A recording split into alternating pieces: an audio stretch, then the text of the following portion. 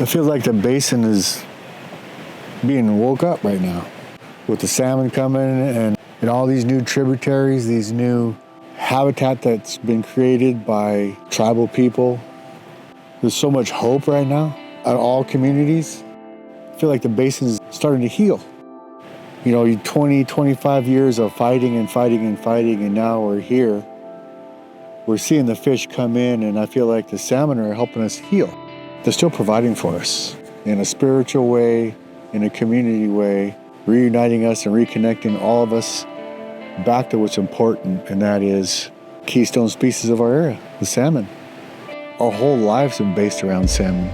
You know, when I was a little kid, and now I'm 58 years old and a tribal leader, and salmon has been the one constant in my life. That one piece you look forward to every single year. When you get to come to the river and fish, the noise quiets down. You actually feel like a part of what your ancestors gave us.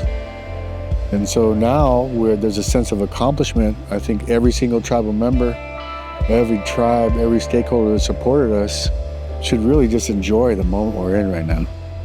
We've never ever thought we'd be where we are right now, and that's at peace. Salmon brought us peace. There's peace in the basin. But I think we also need to look at the time we're in, and I think there's a sense of urgency right now. I feel like the salmon are ringing our bell. We're here, man. You guys got to start doing some work. You guys got to get on it. Hopefully that sense of urgency spreads throughout the basin to everybody.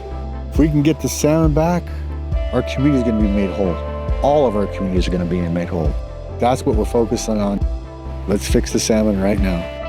Everybody is all in because we know this action here is going to cut down our suicide rates. This is going to cut down our poverty levels. This is attacking some of the worst issues we face as a tribe. It's about resiliency and hope, and a hope that carried us from the time of our ancestors to where we are now.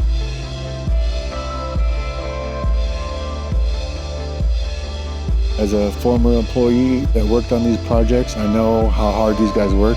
I know the fulfillment that they get at the end of a project. You look at all this work, and it's not just logs and rocks, it's actual art.